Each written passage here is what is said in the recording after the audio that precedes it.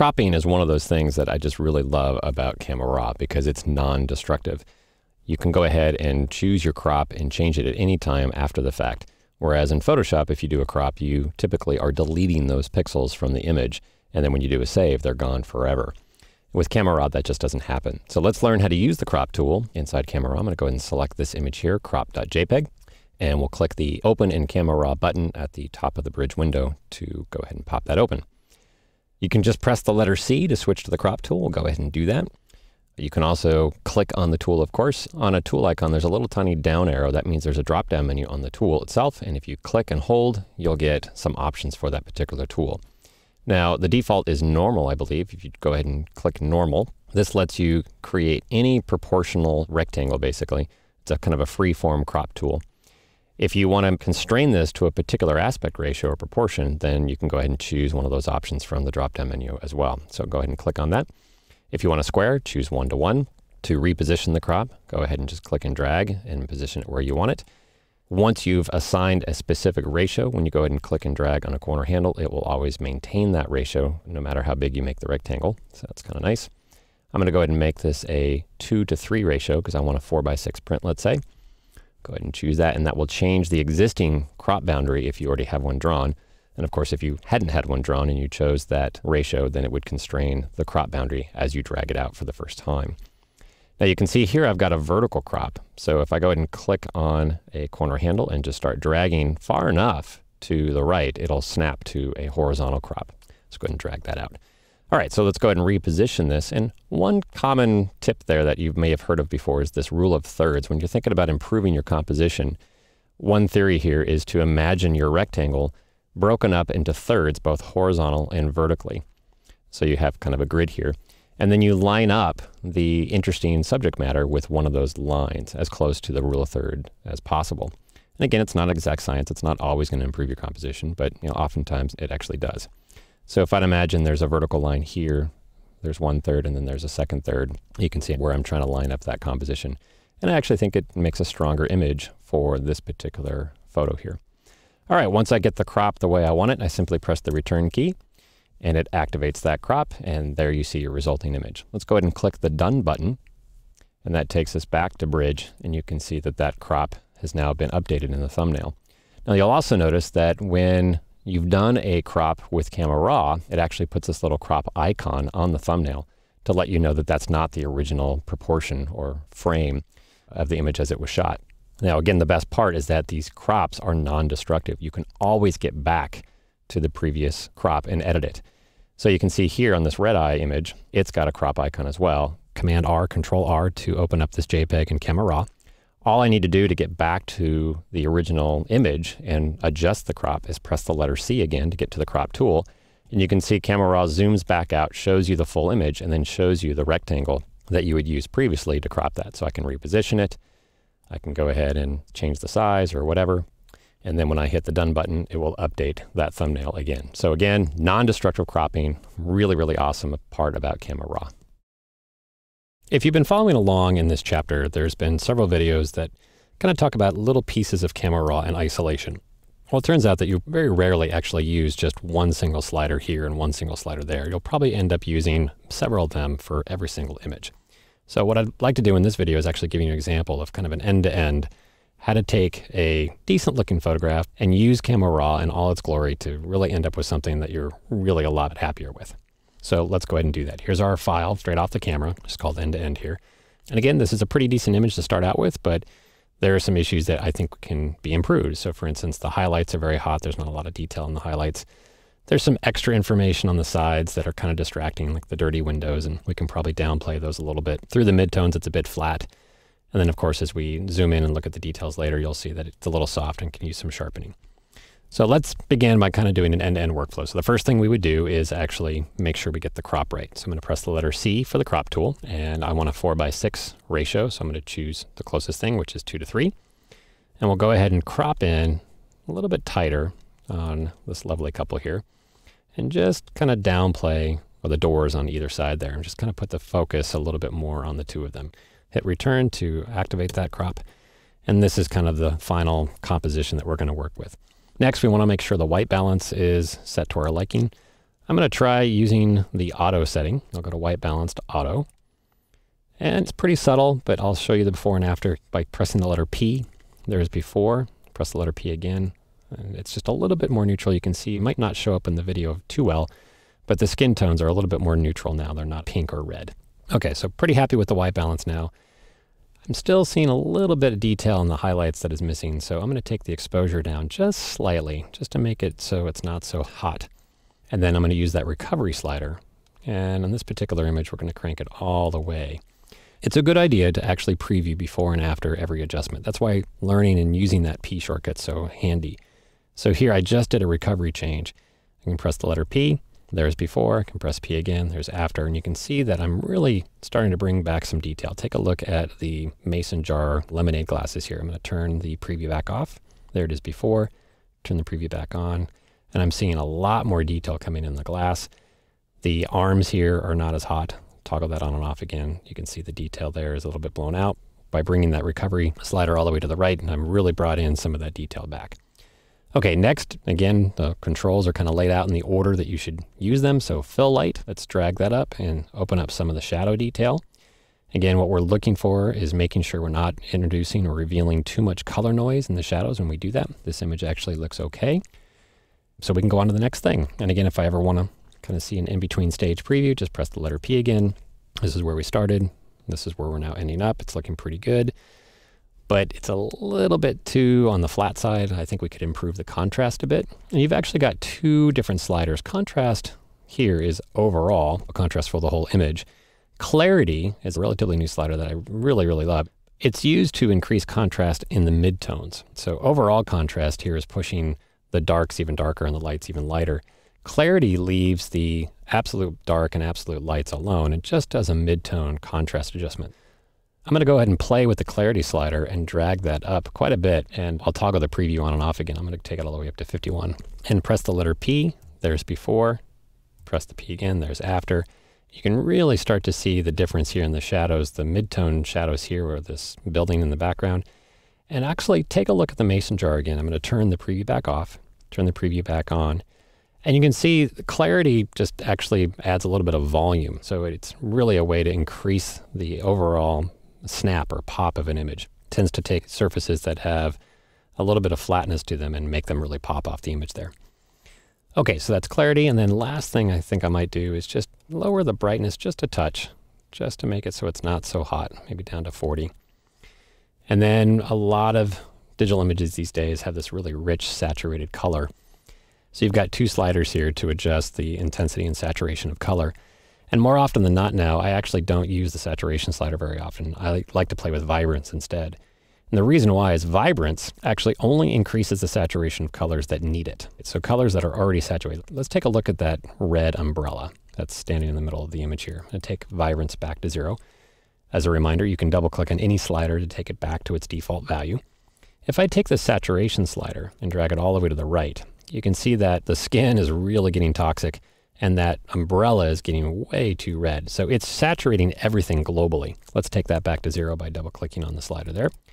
But now if I use vibrance, I'm going to take vibrance up to say 40. You'll see only the colors in the image that are kind of muted are getting enhanced. That umbrella in the center is not getting overly red because it's already pretty saturated. So it's kind of cool. Again, just toggle the preview on and off just to kind of see where we started from and where we're at now. P, there's before, P, there's after, and you can see it's a much richer photograph already. A couple different things we can add to and make it even better though. Let's zoom in into 100%. I'll double click on the zoom tool to do so. It takes us to 100 to her face so we can actually start seeing whether or not this image could use some sharpening, and of course it does. So to do that, we're going to skip on over to the Detail tab. Let's go ahead and click on the Detail tab. And let's quickly add some sharpening to this image. I'm going to take the amount up to about 80. And if you happen to know the number you want, sometimes it's just quicker to type into that field and type the number. Radius we'll leave at 1. The detail, I think the skin texture is getting overly sharpened here, so I'm going to take the detail down to about 20. And I'm going to increase the masking. Now, before I increase the masking, take a look at the background foliage here. You can see there's kind of a grain pattern. And the sharpening is actually enhancing that grain. So I'm going to press the P key to turn that off. There's before unsharpened. There's after. You can see I'm getting nice sharpening in the hair and the face, but I'm also enhancing that grain, and I don't want that. So I'm going to do two things to adjust that. One, I'm going to increase the masking. And if you remember, if you hold down the Option key or the Alt key and slide that mask over, you can actually get a little preview of where the sharpening is being blocked. So everywhere it's black, there's no sharpening happening. So that's looking good. It's protecting her skin and it's protecting the grain of the foliage in the background. And that's looking a lot better than where we were. Now, if I want to undo the last thing I just did, so that masking value went from 0 to 60, I have my undo, so I can do Command Z or Control Z. Preview right now would be turning on and off the entire effect of sharpening. I just want to preview before and after of just that masking value. So Command Z or Control Z, there's before I did the mask. Command Z or Control Z again, there's after the mask. So it's a way to actually just preview the last thing you did, that last slider adjustment, which is kind of nice. And then lastly, I'm going to go ahead and increase the luminance reduction as well, just to take away a little bit of the grain off the skin and from that foliage in the background. Just a modest adjustment. I'm going to make it match the color noise reduction. So we'll take this up to 25. It's looking good. And let's turn on the preview before and after again. There's before, just by pressing the letter P. There's after. You can see you're getting a lot of nice sharp detail along the edges that matter and not over-enhancing areas that don't. Last, let's take this back to fit to window. Again, the easy way to do that is to double click on the hand tool. Going to zoom back out to see the whole image again. And I'm going to add one more effect just to draw a little bit more focus just on the center of the two of them and just kind of block out the corners a little bit. To do that, we're going to use the effects panel. We're going to go ahead and click on the little effects icon. And we're going to come down to here where it says post crop vignetting. Because I've done a crop, that's why I'm going to the effects. There is a separate vignette control elsewhere in one of these panels. But because we've done a crop, we're going to use the post crop vignetting. And I'm going to take the amount towards the left to darken the corners. If I take it to the right, it'll lighten the corners, of course. So I'm going to take the amount down to say -60 or so, really just kind of framing this image in a little bit. It's a little bit too dark. It's creeping in too much towards the center. So I'm going to take that midpoint slider. I'm going to drag it to the right just to open it up from the middle and just really kind of focus on the corners there. So that's looking wonderful. Let's preview the before and after of the post-crop vignetting. Again, I press the letter P. There's without the vignette. Press P again. There's with the vignette. So it really draws the viewer into the two of them. Then last, we want to see an overall preview of the before and after of everything we've done. By default, when you're doing the preview, toggling it with P, you're only previewing the current panel effects. So in this case, it's the effects panel. If I want to see a preview of everything I've done compared to the original, then I want to go over to the preset panel. That's this one here, the second to the end here on the right. Click on presets.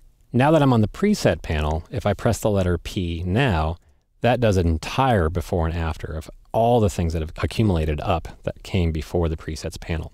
So there's the original image without any of the basic adjustments where we lowered the highlights and made them not so hot and brought detail out and opened up the shadows and so forth. Press the letter P again, and that gives you a true before and after preview. Now that I'm done, I can click the Done button, and I've got a much better looking image, and it's now been updated and bridged to reflect that that's been resolved and edited. Sometimes you'll end up with images that have not enough detail in the shadows. And here's a good example of that. Let's open up this raw file inside Camera Raw. Again, since it is a raw file, we can just double click, and that will invoke the Camera Raw dialog here. And I want to open up those shadows to reveal the hidden detail. You can see the grass is really dark here. I don't see any detail in their jeans at all. I'm going to go ahead and grab the fill light slider. So recovery is for getting highlight detail back. Fill light is for opening up the shadows and revealing shadow detail. Now again, this is a sample image where I'm really going to use the extreme range of fill light. On a typical image, you wouldn't be dragging fill light over to 100%. But again, I just want to show you the kind of the power of fill light.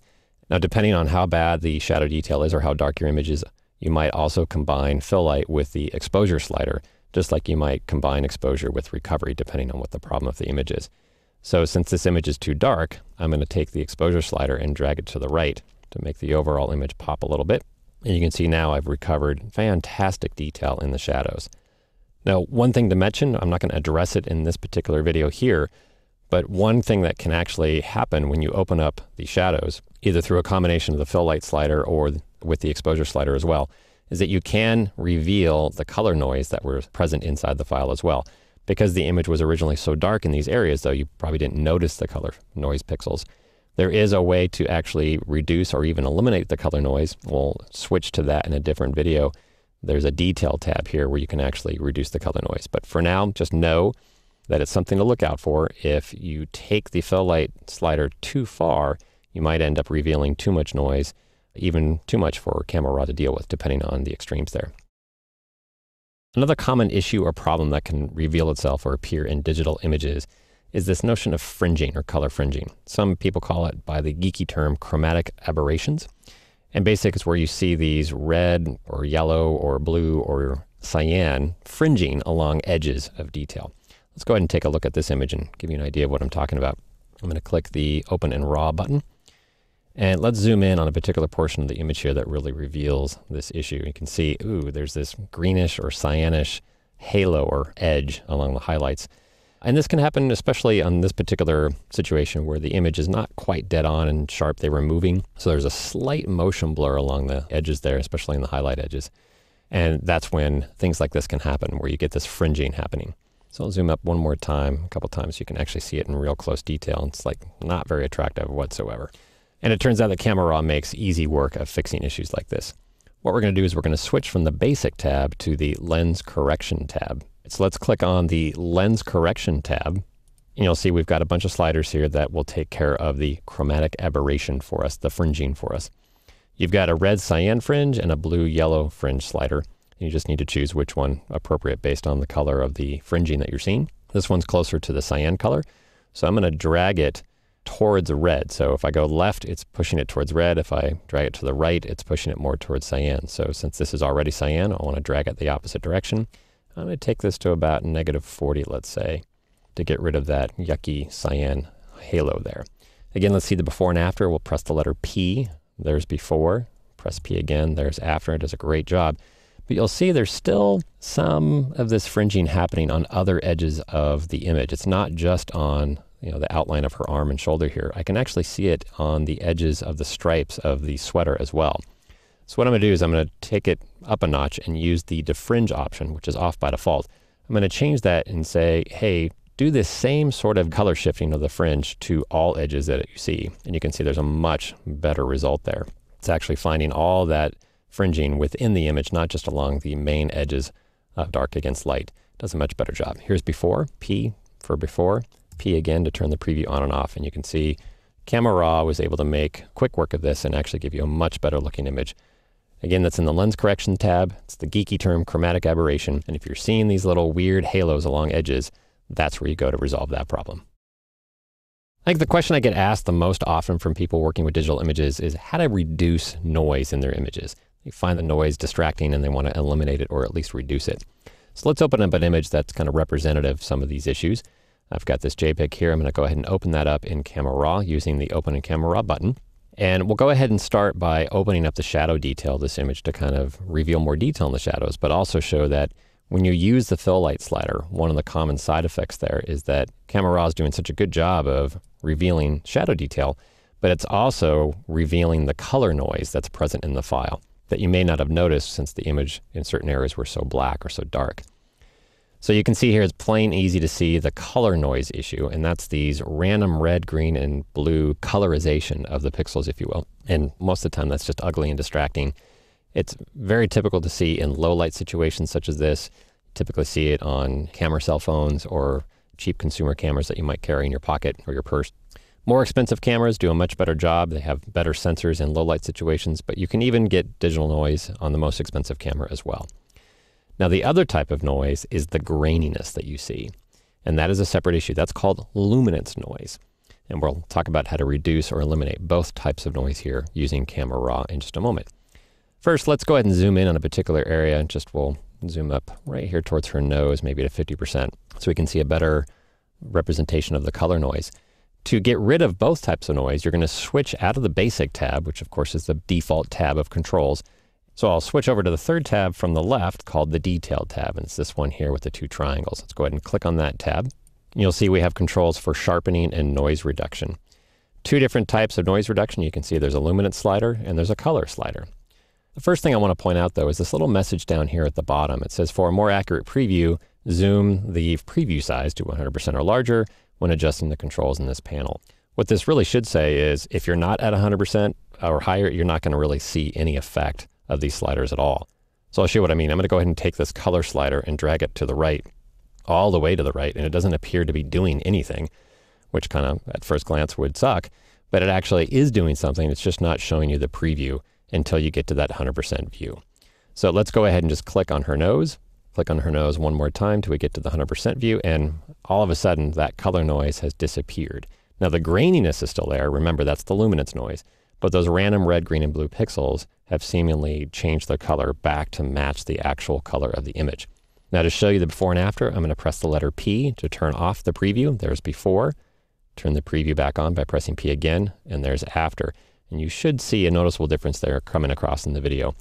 You can see in the before, especially in this area here that I'm kind of hovering over with the cursor here. See this really big pink splotch. I'll turn the preview back on, and you'll see that's been eliminated. Now, one thing to point out is sometimes you'll get some blurring effect, some softening of detail, where the color noise is being reduced. So take a look at her nostril here, and you can see it's not quite as crisp as it used to be, and there's been a little bit of blurring or softening along those edges. I'll turn the preview back off, and you can see it was a little crisper there and more well refined. Let's turn the preview back on. And there's a slider here in the noise reduction panel here called color detail. And that's where you can try to eliminate or reduce the softening and blurring of the details where color noise is being reduced. So you can see that I've taken the color detail slider all the way over to 100, and that nostril looks much more well defined now. If I double click on any slider inside Camera Raw, that takes it back to its default value. And you can see now that it's a little bit softer and blurry again, the default value being 50 for color detail. Let's take that all the way back up to 100, and you can see the color details being a little bit better preserved with that additional slider. Okay, in terms of the luminance noise, the graininess here, you can also work to reduce or eliminate that as well. Again, you should be aware though that you are going to be softening the image in the process, and you're kind of blurring out this grain.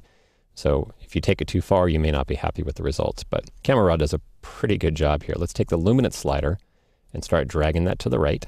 And you'll see that the overall grain is kind of just being blurred. And again, if you take it too far, you might make the image way too blurry and just only be left with extreme edge detail. So let's back off of that a little bit and take it more down to, say, 35 is good for this particular image. It just depends on how aggressive you want to be about eliminating that graininess.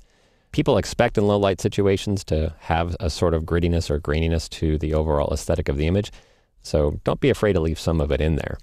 And there you have it. Just as a reminder, I'm just taking this down just a little bit more to maybe 25 to leave some of it still there.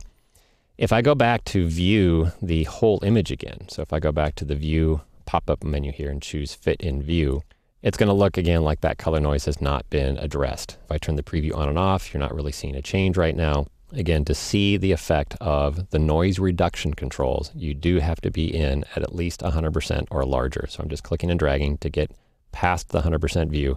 Now when I press the P key, you can see the before and the after. Very powerful technique and controls for reducing and eliminating both color and luminance noise, all built into Camera Raw. Just be sure to remember that you're at that 100% view or larger to actually see the results of the change. I find just about every image I work on in Camera Raw could stand to have a little bit more detail in the highlights, no matter how good a shot was taken in the lighting and all that. So here's a good example of this. There's a recovery image here. It's a Camera Raw file. So I'm going to go ahead and just double click on it. Now, the recovery feature inside Camera Raw, it works great for JPEGs as well. You are going to get better results if you have a RAW file to work from, just because you have a lot more data to work with. You actually have more details in the highlights that you have available if you're still working with a RAW file. Here I see that I've got some slightly blown out highlights. If I look at her foot on the left here, you can see it's a little bit hot.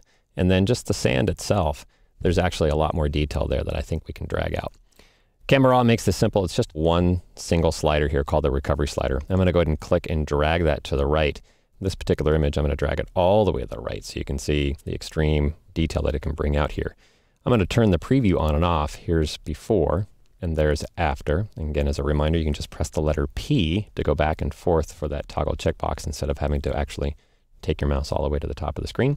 So just P is after, P again is before. And you can see it did a fairly good job of bringing out some additional detail and just really taking down how hot those highlights were to begin with. So I'm going to go ahead and hit cancel and go back to this other image here called Recovery Extreme. This is just an example. This isn't normal everyday life. This is probably not an image that I would have kept, but just to show you the power and how cool the recovery slider actually is, I'm going to go ahead and open up this in Camera Raw. And normally this would be a shot that you would just throw away, especially if you had other images in the same series here where there was a better shot. But let's just say that for whatever reason, this is the only shot you have and you're hoping to rescue it and make it look a lot better. Let's see if the recovery slider can come to the rescue. I'm going to go ahead and drag that recovery slider to the right, and I'm going to go again all the way over to the right just to make it really extreme. And I'll turn the preview on and off again. So P before, P again after, and you can see it makes a huge difference. Now in this particular one, the exposure isn't correct either, so I'm going to bring the exposure down.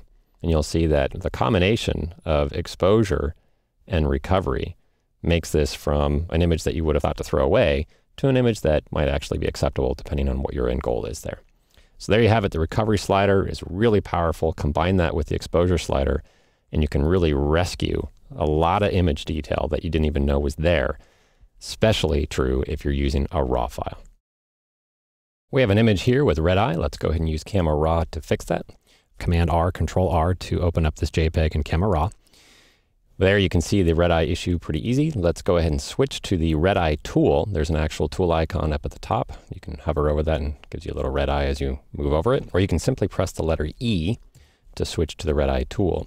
You simply click and drag an area around the pupil. You don't have to be real exact here. Just grab enough of the area for Camera Raw to find the pupil. Then go ahead and auto detect and correct the red eye there. Now, what I do like about the version of the red eye tool in Camera Raw is that you can edit it after the fact. So if the pupil isn't as dark as you want it to be, you can use the darken slider or even increase the pupil size afterwards. So I can just grab that slider and go ahead and increase the darkness just a little bit. I can go back and click on the previous left eye adjustment there and make that match as well. So we'll make that up to 60. And that's it. You're done. We'll go ahead and click the done button, and that will update the thumbnail inside Bridge to let you know that this has actually been modified. And again, you can see the little badges up here when you've touched a JPEG or any file using Camera Raw. It gives you a little icon there to let you know that you've done an edit. Just about every image you're going to work on can benefit from some level of sharpening to enhance the details and make your images really pop and stand out. So let's take a look at how Camera Raw makes sharpening images pretty easy. Let's go ahead and double click on this RAW file here that we're going to sharpen. And the first thing you got to remember right off the bat is to make sure you're viewing your image at the 100% view. Any other view is only kind of an approximation of what that image would look like when you print it or output it in some other various format. So getting to the 100% view is what you want to do before you go sharpen. To do that, real easy way is just to double click on the zoom tool in the top of the toolbar here, and that takes your image to the 100% view. You could also use the view switcher button down here, but I find the double click is pretty quick and easy there. All right, so we've got the 100% view. Now we want to go to the Detail tab, which is where the sharpening controls are located. We'll go ahead and click on that button here, the third from the left. And you'll see here in the Detail panel, there are 4 different sliders to control sharpening. Now, before we get into the details of sharpening, let's make sure that we kind of understand what's happening when you're doing sharpening. So what's going on here is you're increasing the contrast of edges. Now, an edge in Photoshop or Camera Raw's definition is simply a light pixel next to a dark pixel. It doesn't necessarily, from an editorial perspective, know what an edge is. It's purely based on lights next to darks. So we look at this shirt and see there's a natural edge between foreground and background. But what we might consider a dust spot, let's say you had a speck of dust on the lens and that was showing up in the background, we wouldn't necessarily want that to be sharpened per se. So from an editorial perspective, you have to make some choices about where the sharpening is going to occur, and that's what these 4 sliders over on the right are going to give you some control over. Okay, so the first slider is the amount slider, and this is like just a general volume knob. It determines how much brighter or how much darker each half of that edge is going to get. So it actually helps to think about sharpening being split in half, the light half of the edge and the dark half of the edge. When you increase that amount, the lighter half is going to get lighter, the darker half is going to get darker. Kind of makes sense now that you understand what the edge is all about. So notice that the default amount is 25%. That's because we have a RAW file open right now. If I had opened up a JPEG file in Camera Raw, the default amount would actually be 0. Camera Raw is smart enough to detect if it's a JPEG or RAW file and assumes that a RAW file has had no sharpening applied to it, right, because it's a RAW capture, and a JPEG file has already had some sharpening applied to it in the camera during capture time. So that's why you might see different values for your start value depending on what file format you actually have opened up in the Camera Raw editor. So let's go ahead and crank up the amount quite a bit. And your range is going to vary depending on the image type and to your liking as well. There's really no right number here. You will have to fiddle around somewhat to get it to look exactly the way you want. Here I've taken it up to 80, and you can see the image is overall looking a lot sharper, for better or for worse, depending on your perspective here. One way to kind of, again, see the before and after, we'll just press the P key on our keyboard.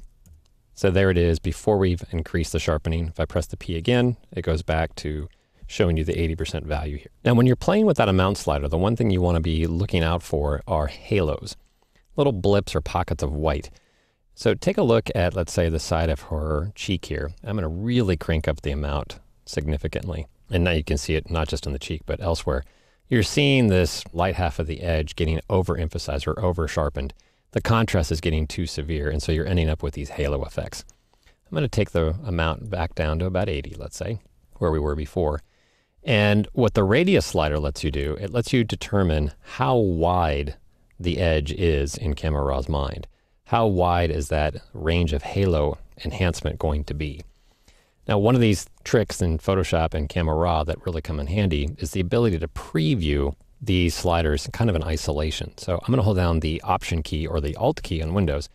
And as I click and drag that slider, this actually helps you visualize what the radius is all about. When I take it all the way down to the smallest setting, you can see that the width of the sharpening effect, that white and black halo edge there, is at its minimum. And when I really crank it up, you can see the radius, what it's doing. It's actually increasing the range of what an edge is considered to be. So obviously a high radius is going to give you a lot of posterization and a lot of intense sharpening around those edges. And a lower radius is just going to be an overall softer effect. What kind of radius you need will depend on the type of image you're using. So if you're using an image with a lot of high level detail, like grass, it's a good example, or architecture where there's a lot of detail in the building, you might actually end up using a lower radius because there's such a lot of detail that's not a lot of pixels wide.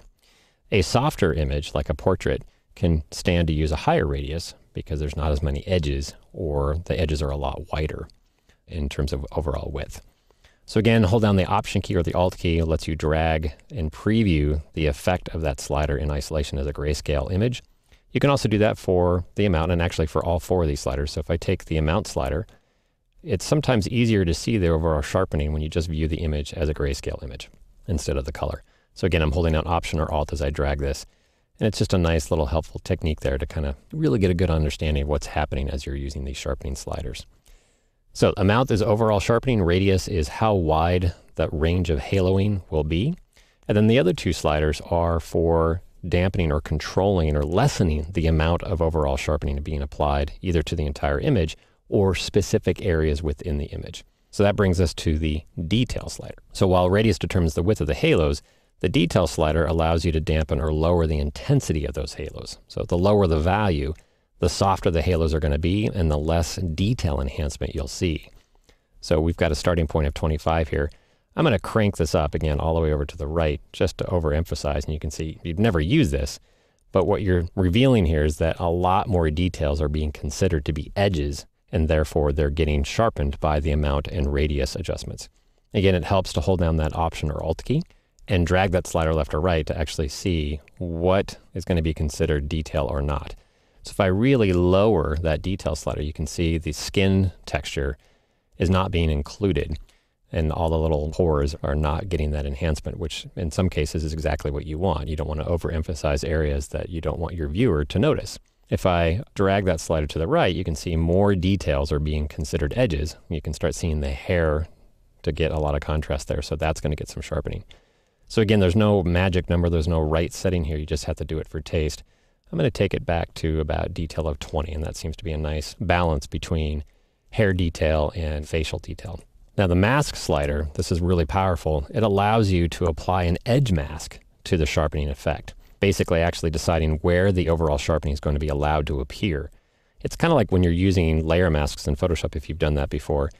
Let's go ahead and hold down the Option key and drag the mask slider, it starts out with just completely white, so nothing's being masked. And like I said in talking about layer masks in Photoshop, white reveals and black hides. So if everything's white, every available pixel is a candidate to get sharpening here.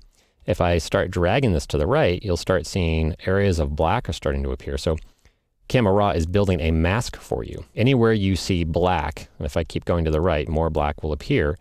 Anywhere it's black or really dark gray, the sharpening will either not be allowed at all or only be allowed a little bit depending on how gray it is. If I take it all the way to the right, you can see I can really limit. It's like the Find Edges command or the Find Edges filter built in here as a slider and being applied as a mask on the overall sharpening effect.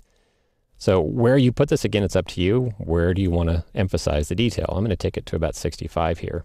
You can see I'm getting some nice sharpening on the eyes and the hair, but I'm not over sharpening the skin texture and making the pores pop out here. Here's before. We'll click on the preview checkbox, and there's after. And you can see I've really limited the sharpening exactly where I want it. So the trick here is to learn the relationship of each of these 4 sliders so that you can make good decisions based on the image type that you have. As a review, amount is the overall amount of sharpening, how much lighter and darker the edges are going to get. The radius is how wide of a range should that edge be considered. How wide will those halos be? The detail lets you determine how much detail will be considered to be sharpened or not, and then the masking lets you basically hide where that sharpening comes into play. Correcting a crooked horizon line is another common problem, and Camera Raw makes it easy to make that kind of fix as well. So here I have my image. You can see there's a horizon line here that's not horizontal. It's actually crooked. So let's open up this image in Camera Raw. We'll click the Open in Camera Raw button to do so. And once this is in RAW, we actually have 2 different ways to correct this problem. One method is more of a freeform method, and the other method is more precise. So I'm going to teach you the freeform method first, and that involves using the crop tool. I'm going to press the letter C to switch to the crop tool, and I'm going to go ahead and drag out a crop box here, a vertical one, by dragging down in a downward direction. Now in this particular crop, I actually want to include the sand and the horizon line as part of the composition, so that actually makes it kind of easy to do this. If I put my mouse outside the crop bounding box, you'll see that cursor changes to a rotate icon. And I can just simply click and drag and rotate the box to kind of match visually the horizon line there. I can just try to make these 2 edges perpendicular with each other. And then when I press return or enter, you'll see it does the crop and rotate in one fluid step there. So not bad. It's not necessarily guaranteed to be straight, but pretty close. Now I want to undo this to get back to the original image so I can show you the more precise method. Now Photoshop and Camera Raw are very similar in their undo mentality here. If I do Command Z or Control Z, it only undoes the last thing you did. So it's a toggle, Command Z, Control Z, Control Z, to go back and forth between the previous and last step there. So how do I get back to multiple undos basically? Camera Raw does support multiple undo. It's Command Option Z on the Mac or Control Alt Z on Windows. And this is one of those things where you actually have to memorize the keyboard shortcuts because there's no menu commands for Camera Raw. It's all self-enclosed in this dialog box here. So Command Option Z undoes more than one time. So instead of using the crop tool, let's use the straighten tool. There's a dedicated tool for this task. It's to the right of the crop tool. It's called the straighten tool, and I can press the letter A to switch to that tool as well. And here, instead of dragging out a crop bounding box first, what you're going to do is you're going to drag a line across something in the image that you know you want to be straightened. Now, the tool cursor isn't all that helpful because you're not really sure where to line that up with. So here's a little bonus tip for you. If you hit the caps lock key on your keyboard, there's a little dedicated button on your keyboard called the caps lock button. That changes your tool icon into a precise cursor, this little crosshair. That just makes it easy to line up where you want to start dragging. So I'm going to click, drag through the horizon line to the other side. And then when I let go, Camera Raw creates a bounding box with the correct rotation already. And what it does by default is it's making the bounding box as large as possible to contain as much of the image as possible when you do the crop and rotate. So I'll go ahead and hit the return key.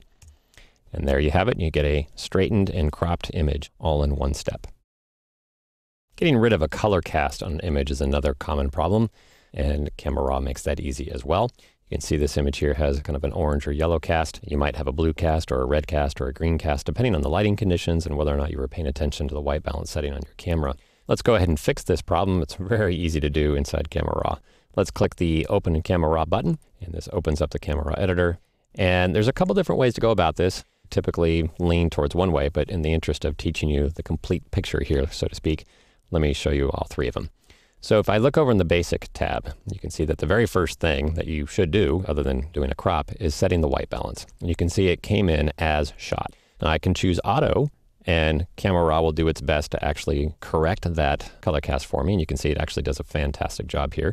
So oftentimes that's all you have to do and you're done. Now all it's really doing is looking at the file and figuring out what the temperature and tint slider should be. Now I could go ahead and manually adjust these. So if I'm not quite happy with the auto adjustment and I want to make it a little bit cooler or warmer, I can just go ahead and click on the temperature slider and drag it left or right to, customize this white balance setting. It's up to you. Now the other method, the one I use even more than auto sometimes, is using the white balance tool and clicking on something in the image that I know I want to be neutral gray or not have a color cast on it. So to get back to where I was, I'm going to go back to white balance and choose as shot to get us back to where we were when we first opened up this image. I'm going to press the I key for the eyedropper. It's also officially called the white balance tool, but since it has an eyedropper icon, the shortcut there is the letter I.